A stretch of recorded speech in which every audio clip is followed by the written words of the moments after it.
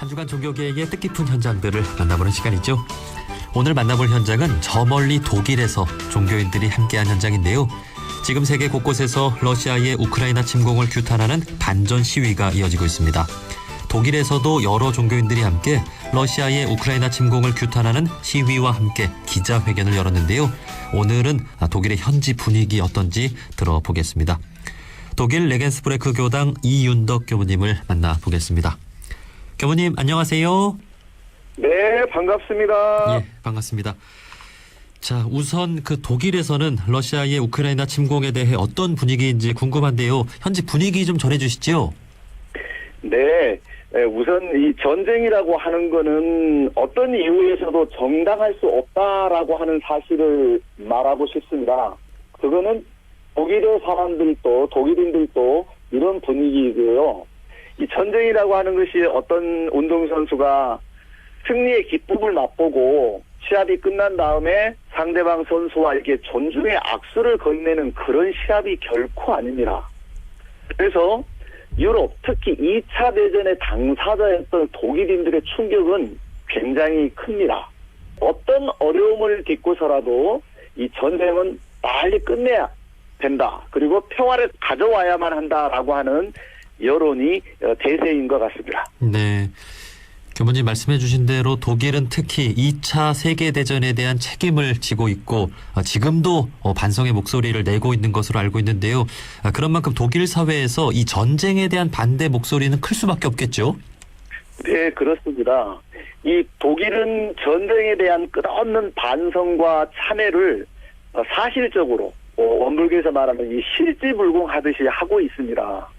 특히 이 유태인들에게 저질렀던 이 만행에 대해서는 피해자와 그 가족이 살아있는 동안까지는 공소시효 없이 국가가 피해 보상과 배상을 하기로 이 메르켈 총리 때 이걸 완전히 연장을 해놓을 정도로 이 부분에 대해서는 제대로 반성하고 참여하고 있습니다.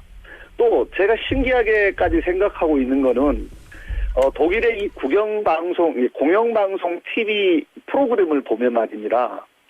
이 전쟁의 폐해를 다큐멘터리로 만들어 놓은 거를 시간을 할당해갖고 방영할 시간이 의무적으로 정해져 있습니다. 그래서 잘못된 역사를 반복하지 않겠다라고 하는 이 사회적 합의와 사회적인 어떤 교육을 언론을 통해서도 이렇게 명확하게 하고 있는 것이 바로 독일의 특징입니다. 우리 이웃 일본이라는 나라하고는 아주 상당히 다른 그런 모습인 것 같습니다. 네, 이야 참으로 놀랍네요. 그러니까 TV 프로그램에서 이제 전쟁의 폐해를 알릴 수 있는 다큐멘터리를 계속해서 방영을 해야 된다라는 거잖아요. 네, 그렇습니다. 예, 이를 통해서 모든 독일인들이 전쟁의 무서움을 알고 절대로 전쟁이 일어나서는 안 된다라는 그런 평화의 메시지를 가슴에 담을 수 있도록 그렇게 하고 있다는 것이 참으로 놀랍습니다. 네, 바로 그겁니다. 네. 예. 자, 사실 이 러시아가 우크라이나를 침공한 것은 단순히 이 둘의 문제가 아니라 서방과 러시아 간의 어떤 냉전에서 비롯된 측면이 있잖아요. 네. 그런 만큼 유럽 사회 전반적으로 이제 독일뿐만이 아니라 긴장감이 클 수밖에 없는 상황이겠죠. 네, 그렇습니다. 사실 전쟁이라고 하는 거는 이제 오만한 강대국들, 어떤 면에서 보면 이제 오만한 제국주의라고 하겠습니다만 자본주의에도 제국주의가 있고, 공산주의에도 제국주의가 있지 않습니까? 이런 강대국들의 잘못된 이 선택에서 비롯되는데요. 이 서태산 부처님께서 말씀하셨듯이 이 배은자의 장난이라고 말할 수 있겠습니다. 그런데 당하는 어떤 약자의 고통과 이 피해라고 하는 거는 죽느냐 사느냐 이 약자들은 그런 갈림길에 지금 내딛고 있는 거고요. 네. 이 원인을 찾으려면 여러 방법이 있겠지만 소비에트 연방이 무너질 당시에 러시아하고 유럽 그다음에 즉 나토 가입국들과 그리고 미국이 일정 지역 중간지대를 만들어 놓고 군사적인 긴장감을 만들지 않기로 약속을 해 놓은 것입니다. 놓은 것이 있는데 그거를 이 유럽에서 독일을 중심으로 해서 유럽의 동진 정책 또는 미국의 이익에 의해서 나토 가입국을 늘려가면서 늘려가고 있으니까 위기의식을 느낀 어떤 러시아의 선택이라고 할 수 있겠습니다. 지금 원인을. 그렇지만 전쟁의 방식은 아주 잘못된 것이다 라고 하는 것은 유럽 사람들의 전체적인 합일된 정서이고요. 네. 저도 그렇게 생각을 합니다. 그리고 이제 특히 유럽에서 좀 더 긴장감이 막 이렇게 대두되는 부분들은 혹시라도 러시아가 궁지에 몰렸을 때 이 핵을 사용하지 않을까 또는 체르노빌 악몽을 겪었던 이 세대들이 있기 때문에 이 사람들이 이 우크라이나에 있는 그 핵발전소에 피해가 생기면 어떡하나라고 하는 거는 상당히 높은 공포의 수준에 있습니다. 그래서 이유야 무엇이든 또는 원인이 어떠하든지 간에 전쟁은 지금 당장 바로 끝내야 한다라고 하는 것이 뭐 저의 생각이기도 하고 여기 유럽인들의 생각입니다. 네. 계속해서 이제 러시아와 우크라이나의 협상단이 만나고 있으니까요. 조만간 좀 좋은 소식이 들려오기를 바라는데요. 이제 유럽의 어떤 입장은 어떤가? 지금 이러한 것도 참 중요할 것 같습니다. 더욱이 이 독일이란 나라는 유럽 내에서 리더 역할을 해오고 있는 것으로 알고 있는데요. 앞으로 그 독일의 역할이 또 중요할 것 같네요. 네, 그렇습니다. 제가 조금 전에 이게 독일을 중심으로 한 어떤 유럽의 동진 정책이라는 말씀을 드렸는데요. 이 독일의 이제 약점 중에 하나를 보면 에너지, 특히 이 가스를 수입해 오는 부분이 러시아의 의존도가 50%가 넘습니다. 유럽의 몇 개 나라, 폴란드를 비롯한 몇 개 나라는 거의 100% 가까이 의존을 하고 있는데요. 독일도 이것을 대처할 방법을 찾는 일이 끝나야만이 지금 이제 수사적인 게 언어적인 또는 외교적인 이런 부분으로만 하는 방법을 넘어서서 좀 더 적극적인 방법을 임할 수 있을 것인데 이거 되게 해결할 방법은 어렵다라고 하는 것이 여론입니다. 그리고 이제 이 유럽의 여러 나라들이 평화를 위해서 무기를 지원하고 인도적인 지원을 한다라고 이야기를 하고 있지만 이 뒤로는 이 손익을 계산하는 이 현실을 푸틴이 활용하고 있는 형국도 되기도 합니다. 그래서 이제 이런저런 원인들을 또 봤을 때 우크라이나라고 하는 나라도 자국의 이 국방력을 강화해내지 못했던 어떤 이런 과보가 전쟁이라고 하는 오판을 불러오게 만든 하나의 이유였을 것으로 보고는 있지만 그럼에도 불구하고 전쟁은 아닌 것이죠. 네. 그리고 현재 독일의 어떤 입장은 전쟁을 끝낼 방도를 여러 방면으로 찾고 있고 이것을 외교적으로 해결하려고 노력을 하고 있는 중입니다만은 그 결과를 이제 러시아나 우크라이나가 협상을 해서 일정 정도 지역을 러시아 쪽으로 할애해주면서 끝나게 될지 하는 부분은 조금 더 지켜봐야 될 것 같습니다. 네. 자, 이런 상황에서 유럽 내의 종교인들도 이제 평화의 목소리를 내고 있는데요. 최근 독일에서도 여러 종교인들이 함께 기자회견을 열기도 했다고요? 네, 맞습니다. 네, 전국적으로 하여튼 많은 지역에서 목소리를 내고 있고 또 데모를 하고 있습니다. 특히 이제 3월 5일 지난주 토요일에는 저희 교당이 속해 있는 레겐스부르크에서도 바이에른 역사박물관 앞 광장에서 700여 명의 시민들과 함께 종교 평화 모임 주최로 은불교, 유대교, 기독교, 천주교, 이슬람교, 알트카톨릭 여기는 이제 한국에는 없습니다만은 신부님이 결혼을 하시는 이 가톨릭이 있습니다. 그래서 알트카톨릭, 그다음에 러시아 동방정교회, 그리고 기독교 대학생연합회, 가톨릭 대학생연합회, 사회사업을 하는 단체들이 참석한 가운데 아주 평화의 기도를 시민들과 함께 올렸습니다.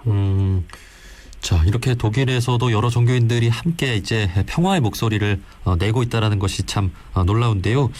자, 이날 종교인들이 어떤 좀 목소리를 냈습니까? 네, 모두가 전쟁을 반대하고 즉각적인 전쟁 중지와 평화를 요구를 했습니다. 그리고 세계가 한 식구로 평화롭게 이제 살기를 바라는 마음을 전하면서 현재 고통받는 우크라이나 전쟁 피해자들을 돕는 방법을 함께 모색해 보기로 결의를 했고 또 시민들에게 많이 참여를 호소했습니다. 자, 이것은 우리나라의 모습과 참 비슷하네요. 우리나라의 각 종교계도 이제 우크라이나를 도울 방법을 찾고 있고 또 지원을 하고 있습니다. 자, 한국의 종교계도 러시아를 규탄하고 또 우크라이나의 평화를 위한 그런 기도회를 열고 있는데요. 앞으로 우리 종교인들이 할 수 있는 일은 어떤 게 있을까요? 네, 뭐 여러 가지 많이 있겠지만 뭐 현대 전쟁은 어찌됐든 승자도 패자도 없는 인류 모두가 고통을 받는 공동 패자가 될 뿐입니다. 그래서 전쟁에는 승리가 있을 수가 없기 때문에 오직 고통과 증오라고 하는 어떤 비극이 이제 비극을 불러오지 않습니까? 그래서 이 전쟁이 불러오는 트라우마라고 한 거, 이것이 전쟁이 끝났다 해서 사라지는 것도 아니고, 우리도 6.25를 경험을 해봤지만, 아직까지도 이렇게 화해가 안 되는 남북의 문제가 트라우마로 남아있지 않습니까? 그리고 이제 2차 세계대전을 일으켰고, 가해자의 역할을 했던 독일도 이 정신적인 피해가 아직도 곳곳에 남아있습니다. 그래서 어떤 이유로든 전쟁을 하지 않아야 한다라고 하는 생명 존중 평화 교육을 종교가 더 앞장서서 관심과 그거를 실천할 수 있는 방법이 있어야 한다고 저는 생각합니다. 그래서 종교와 종교 간의 모습, 그다음에 종교와 시민단체의 모습, 종교와 정치 간의 모습에서도 어떤 평화 네트워크가 형성되고 서로를 존중해주는 어떤 이런 평화 교육이 이루어질 때 나라와 나라에 관해서도 그래지는 부분이 확산되리라고 생각을 합니다. 그래서 저 자신도 원불교 교무로 독일에 나가 있지만 이 원불교의 이론 사상의 근본은 은본주의입니다. 은혜가 그 사회를 이루는 바탕이 되고 주인이 되고 가장 의로운 사회가 은본주의인데 네. 이 은본주의 세계가 널리 확산되어서 평화가 인류의 밥이 되고 삶이 되어지는 일을 실천할 것을 다짐을 하면서 우리 교도님들도 이런 부분에 기운을 좀 많이 몰아주시면 감사하겠습니다. 네. 자, 원불교의 이론 사상 은본주의라고 하는 것이 어쩌면 이 전쟁과는 정말 반대되는 그런 그 가르침인 것 같습니다. 은혜에 보온을 해야 되는데 전쟁을 하면 안 되겠죠. 예. 자, 이제 교무님께서는 이제 독일에 20년째 가서 교화를 네. 하고 계시는데 어제 그 우리나라의 제20대 대통령 선거가 있었습니다. 네, 교무님께서도 네네. 우리나라의 어떤 상황에 또 많은 관심을 갖고 또 지켜보셨을 텐데 많은 또 분열이 있는 그런 또 갈등이 있는 우리 한국 사회잖아요. 네, 네네. 네, 이 질문도 한번 좀 드려볼게요. 우리 한국인 분들께 좀 하고 싶은 말씀 있으면 한 말씀 해주시죠. 뭐 어찌됐든 이제 그 축제의 모습으로 어떤 정권을 교체해 나가고 마음에 들지 않는 권력을 국민이 들어서서 바꾼다라고 하는 거는 주권자의 그 뭐 위대한 그 모습입니다. 요즘에는 이제 그 뭐 전쟁이나 저런 걸 가지고 혁명을 이뤄내는 시대는 끝났고 주권자가 표로 이렇게 혁명을 이뤄내는 부분인데 이제 생각에 보는 관점에 따라서 다 아쉬운 부분도 있겠지만 이제 이 대통령 선거라고 하는 축제는 끝났습니다. 네. 그래서 소외받는 사람 그다음에 또 그 적대시하는 마음들을 갖는 부분들을 당선자가 얼마나 이 정치력을 발휘해서 이거를 극복해 나갈 수 있을 것인가 라고 하는 부분. 그다음에 호남 지역과 영남 지역의 어떤 표의 어떤 쏠림 현상이나 이런 부분들이 아직도 현격하게 남아있는 모습들을 보면서 네. 이런 것들을 아주 화해 협력으로 상생으로 나아갈 수 있는 이런 정치력이 당선자에게는 필요하다고 생각을 합니다. 네, 네.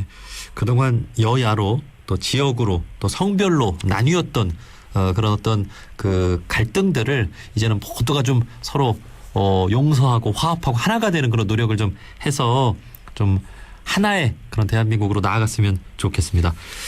자, 여기까지 말씀. 저도 그것이 소원입니다. 네. 예, 여기까지 말씀 듣겠습니다. 독일 레겐스브레크 교당 이윤덕 교무님이었습니다. 교무님 오늘 말씀 고맙습니다.